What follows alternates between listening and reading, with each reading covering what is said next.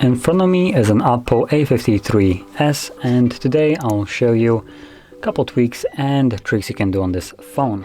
So to get started, I'm gonna begin with the dark mode that can be found under the settings, display and brightness, and you'll have the toggle right here. So it's called dark mode. So you tap on it, you can select turn on. And we have the dark mode. You can also tap on it, which will open up additional options in here. As you can see, there is actually nothing that would indicate that there are additional options, but you can tap on this and you will find them. And in here we have one that is one of the better options, which is the schedule time, which basically turns on and off dark mode based on the time, which does give you the option to actually not bother with turning it on and off depending on what environment you are in. Because if you ever use dark mode, you are probably aware that taking dark mode outside in the sunlight, it will be a little bit harder to actually see the display, while the light mode will be more sufficient for that kind of environment.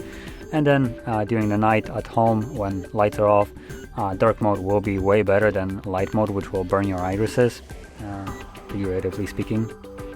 So selecting this will allow the device to switch the modes on the go based on the time, which is a really nice feature.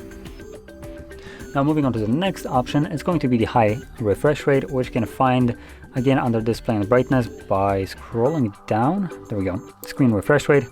It's select to be auto select, but you can change it to 90 right here, or you can stick it to 60. Now, unlike on a different versions of OPPO phones, we don't have a nice animation here, so I can kind of bring a different OPPO phone right here and just give you a visual animation that OPPO includes with some of their phones, just so you can see how the actual high refresh rate affects the display if you never used it. So here we have 90 and here we have 60. Now the difference between those two is highly exaggerated, but still, even though it's exaggerated, that's still the difference if you would slow down, for instance, like a video recording, to see the difference between those two recordings. So there we go.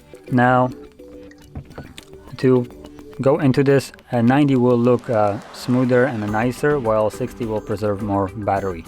So choose whichever one suits you more. There's also the auto select, which allows the device to select automatically. But for everybody that doesn't really care about high refresh rate and only prioritizes battery life, 60 will be better than auto select. For people that want to have the smooth refresh rate and some battery, auto will be good, because it will automatically switch between 60 and 90 when it actually needs to use 60, like scrolling up and down in here. It will change to 90, but when it's staying still like this, it's going back to 60, preserving a little bit of battery with that. So anyway, now moving on to the next option, it's going to be the screen color temperature right here. It's just a simple one, but some people do like it. So we have a couple options. We have the cold, we have the default, and we have the warm. Now this isn't actually like a triple, 3 different options. You can actually just kind of have it in between, as you can see, and select it how much you want it to be warm or cold. And as you can see, warm one makes it look a little bit more yellowish, while the cold one is just blue. And personally, I do like actually warm, especially in this device. It doesn't do warm tones like orange like some other devices.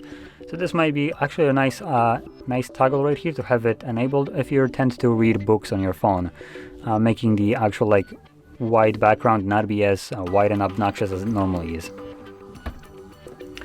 Now moving on to the next option, it's going to be the split screen. Now you can access it by going into the recent and then tapping on the 2 dots.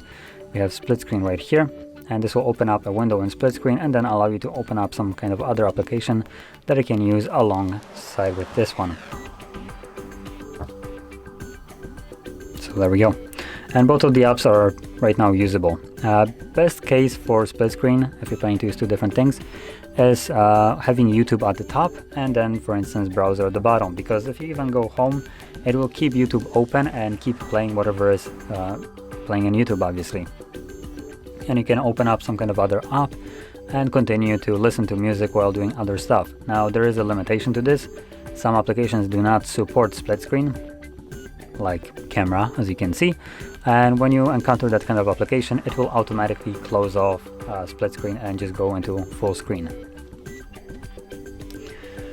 And moving on to the last option is going to be the gesture navigation, which you can find under settings, scrolling down to convenience tools, navigation buttons, and you have the swipe gestures from both sides. Once enabled, it has an animation right here just to show you how to use them, and to quickly go over those, you swipe up to go home, swipe up and hold to go to recent, and swipe from either side to go back. Fairly easy to use and actually really intuitive once you actually get used to it. I highly recommend using this. Now, that being said, this will conclude all the tweaks and tricks that I wanted to share, and if you found this very helpful, don't forget to hit like, subscribe, and thanks for watching.